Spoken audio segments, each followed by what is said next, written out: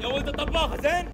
طباخ عقدتي. سمعيني زين، انا الحين بروح عندي شغل وبخلص وبيكم على الظهر على الغداء. زين؟ زين. جذر الوردة الوردة جذر الوردة يا مكافو جذر الوردة كافو جذر الوردة الوردة. وهم بعد أخلط. الطباخ دائما يبي له صبر.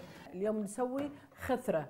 ايش رايك بالمحمر ومرقة شعوم؟ اليوم طابخه زيتون وطابخه جبن وطابخه في عسل. ناس ما تفوحه. عرفتي ليش؟ بس نفس الطريقة نسوي نعم. حشو. إيه تسوي الحشو. وتطلع مرورته.